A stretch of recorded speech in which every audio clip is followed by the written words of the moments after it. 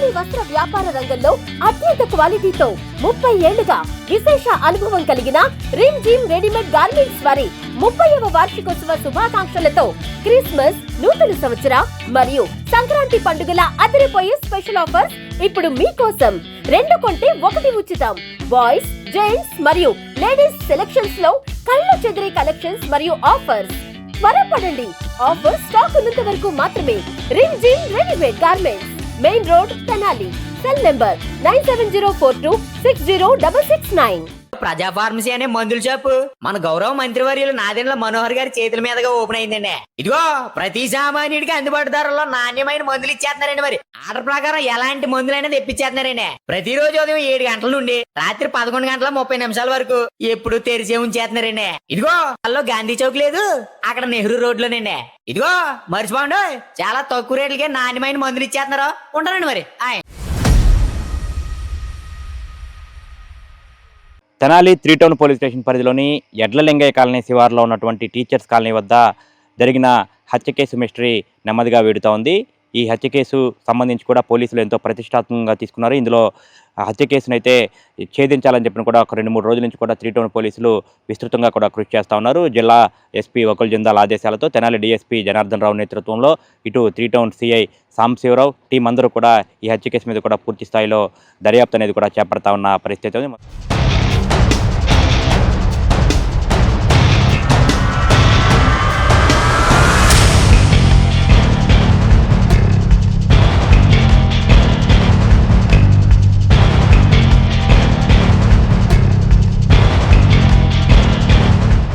మొత్తంగా చూసుకుంటే కనుక సంచలనం రేకెత్తించింది ఏదైతే నందులపేటకు చెందిన ఫయాజ్ అహ్మద్ ఏసీ మెకానిక్గా పనిచేస్తూ ఉంటాడు. టెలిఫోన్ ఎక్స్చేంజ్ సమీపంలో అతను ఏసీ మెకానిక్ షాప్ అనేది కూడా నిర్వహిస్తున్నట్టుగా కూడా చెప్తా ఉన్నారు. అయితే అతను శుక్రవారం అర్ధరాత్రి, అంటే శనివారం తెల్లవారుజామున సమయంలో, శుక్రవారం అర్ధరాత్రి నుంచి శనివారం తెల్లవారుజామున మధ్యలో దారుణంగా హత్యకు గురయ్యాడు. ఇక్కడ టీచర్స్ కాలనీ ప్రాంతంలో అతను హత్యకు గురవడం కూడా తీవ్ర సంచలనంగా మారిన పరిస్థితి ఉంది. అత్యంత దారుణంగా ఆ వ్యక్తిని, ఫయాజ్ అహ్మద్ అనే వ్యక్తిని కర్రలు, బండరాలతో మోదీ అత్యంత దారుణంగా అయితే హతమార్చిన పరిస్థితి ఉంది. ఆ రోజు నుంచి కూడా పోలీసులు దీన్ని ప్రతిష్టాత్మకంగా తీసుకున్నారు. డిఎస్పీ జనార్దన్ రావు నేతృత్వంలో ప్రత్యేకంగా కూడా సిఐ సాంబశివరావు ఒక టీమ్గా ఏర్పడి కూడా దీనిపై పూర్తి స్థాయిలో దృష్టి సారించి కేసుని ఛేదించే పనులు అయితే పడ్డట్టు ఉన్నారు. అయితే ఈ కేసుకు సంబంధించి కూడా కొన్ని కీలక విషయాలు కూడా పోలీసులు గుర్తించినట్లు తెలుస్తూ ఉంది. ఈ హత్య కేసుకు సంబంధించి ఏదైతే ఫస్ట్ నుంచి అనుమానిస్తున్నట్లుగానే ఈ హత్య కేసు, ఈ ఫయాజ్ అహ్మద్ మృతుడు ఎవరైతే ఉన్నారో ఇతనికి ఒక మహిళతో వివాహేతర సంబంధం ఉన్నట్టుగా కూడా చెప్తున్నారు. కొంతకాలం నుంచి హిమబిందు అనే మహిళ ఇక్కడ టీచర్స్ కాలనీలో ఉంటుంది. అయితే ఫయాజ్ అహ్మద్ కొంతకాలంగా ఈమెతో సహజీవనం చేస్తున్నట్టు చెప్తా ఉన్నారు. ఆ రోజు రాత్రి కూడా హత్యకు గురయ్యే రోజు రాత్రి కూడా ఇక్కడికి వచ్చిన తర్వాత ఆ మహిళ దగ్గరికి వచ్చారు. ఇక్కడికి వచ్చిన క్రమంలోనే హత్యకు గురయ్యాడు. అయితే ఈ మహిళకి సంబంధం ఉందా, లేదంటే ఇతరులు ఎవరైనా ఇతనికి మీద కక్షతో వచ్చి ఇక్కడికి వచ్చి అటాక్ చేసి చంపారా అన్న కోణంలో పోలీసులు అయితే దర్యాప్తు చేశారు. అయితే దర్యాప్తులో కొన్ని కీలక విషయాలు అయితే పోలీసులు గుర్తించినట్లు మనకి తెలుస్తూ ఉన్న పరిస్థితి ఉంది. ముఖ్యంగా చూసుకుంటే కనుక ఏదైతే ఈ ఫయాజ్ అహ్మద్ సహజీవనం చేస్తున్న హిమబిందు అనే మహిళ గత బ్యాక్గ్రౌండ్ కూడా పూర్తిగా వెరిఫై చేశారు. అయితే ఈమె గతంలో వ్యభిచార వృత్తిలో ఉన్నట్టుగా కూడా చెప్తా ఉన్నారు. వ్యభిచారం చేస్తూ కూడా పలుమార్లు పట్టుబడినట్లు గుర్తించారు.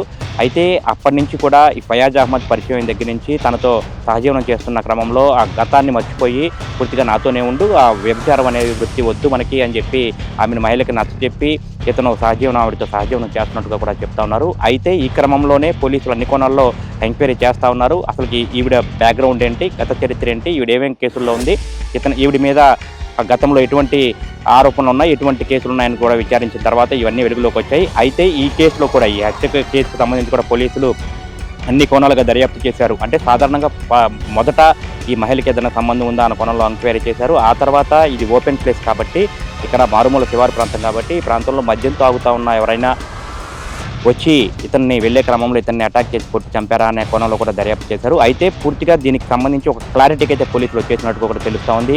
ఈ హిమబిందు అనే మహిళ గతంలో వ్యభిచారం చేస్తూ ఉన్న క్రమంలో ఆమెకు ముత్తంశెట్టిపాలెంకి చెందిన ఒక వ్యక్తి పరిచయమైనట్లు చెప్తా ఉన్నారు. ఆమె గతంలో ఆ వ్యక్తితో కలిసి వ్యభిచార వృత్తిని నిర్వహిస్తూ ఉండేదని చెప్పి చెప్తా ఉన్నారు. అయితే ఫయాజ్ అహ్మద్ పరిచయమైన తర్వాత ఆ మహిళ ఇతనితో ఉంటున్న క్రమంలో కూడా వ్యభిచార వృత్తికి దూరంగా ఉంటుంది. అయితే మళ్ళీ ఇటీవల కాలంలో చూసుకుంటే కనుక ఏదైతే గతంలో ఈ మహిళ చేత వ్యభిచార వృత్తి చేపిస్తూ ఉన్నాడో ఆ వ్యక్తే మళ్ళీ ఈమెని కలిసి మళ్ళీ మనకి డబ్బులు సంపాదించుకోవాలి, పాత గతంలో అయితే ఎట్లయితే నువ్వు వ్యభిచార వృత్తిలో ఉన్నావో అట్లాగే మనం మళ్ళీ కలిసి చేద్దామని చెప్పిన అయితే ఆవిడ మీద ఒత్తిడి చేసినట్టుగా కూడా చెప్తా ఉన్నారు. దానికి ఫయాజ్ అహ్మద్ అడ్డుగా ఉన్నాడు, ఇతన్ని అడ్డు తొలగిస్తే కానీ మనం మళ్ళీ తిరిగి ఆ వృత్తిని కొనసాగించలేం, ఆ బిజినెస్ని అయితే మనం చేయలేమని చెప్పి ఆ వ్యక్తి అయితే మాట్లాడుకొని ఇతన్ని అడ్డు తప్పించుకోవాలని చెప్పి ప్లాన్ చేసుకొని ఈ హత్యకు దారి తీసినట్టుగా కూడా చెప్తున్నారు. అయితే ఆ రోజు ఇక్కడికి వచ్చిన తర్వాత ఇతన్ని బండరాలతో కర్రలతో కూడా దారుణంగా కొట్టి చంపినట్టుగా కూడా తెలుస్తూ ఉంది. ఇతనితో పాటు ఈ హత్య కేసులో ఈ మహిళ,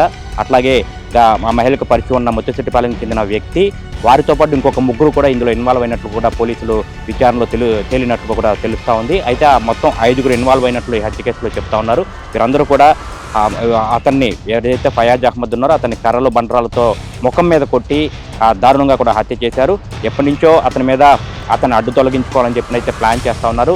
సమయం వేచి చూశారు, సమయం వచ్చింది కాబట్టి ఆ రోజు నైట్ మొత్తానికి ఈ హత్యకి అయితే పాల్పడినట్టుగా కూడా పోలీసులు ఎంక్వైరీలో గుర్తించినట్లుగా కూడా తెలుస్తోంది. అనేక మలుపులు తిరిగింది ఈ కేసు కూడా. ఫస్ట్ నుంచి కూడా పోలీసులు చాలా ప్రతిష్టాత్మకంగా తీసుకున్నారు. ఎందుకంటే ఇది ఎడ్లలింగే కాలనీ శివారు టీచర్స్ కాలనీ అంటే ఇక్కడ కనుచూపు మేరలో నిర్మానుష ప్రాంతం కనిపిస్తూ ఉంది. అక్కడ ఒక చోట కొన్ని ఇళ్ళు ఉన్నాయి తప్పితే మిగతా ఎక్కడ కూడా సీసీ కెమెరా కానివ్వండి, జనం రాకపోకలు కూడా పెద్దగా అంతగా లేదు. ఈ పరిస్థితుల్లో ఇక్కడ జరిగినటువంటి హత్య కేసు ఎంక్వైరీ అనేది పోలీసులకు చాలా సవాలుగా మారింది. క్లూస్ టీము అట్లాగే డాగ్ స్క్వాడ్ను కూడా రంగంలోకి దింపారు. ఇక్కడ మద్యం సీసాలు వాటిని కూడా గుర్తించారు. పక్కా పథకం ప్రకారమే హత్య జరిగినట్టుగా కూడా పోలీసులు చివరికైతే ఒక స్పష్టమైన నిర్ధారణకు అయితే వచ్చినట్టు తెలుస్తూ ఉంది. ఈ హత్య కేసుకు సంబంధించి ఎవరైతే ఈ కేసులో పాల్గొన్నారో ఆ మహిళ సహా ఆ నలుగురిని, ప్రధాన నిందితులు సహా మరో ముగ్గురిని కూడా 2-3 రోజుల్లో మీడియా సమావేశం ద్వారా కూడా అరెస్టు చేసి మీడియా సమావేశం ద్వారా కూడా పెట్టే పరిస్థితి ఉన్నట్లు కూడా చెప్తా ఉన్నారు.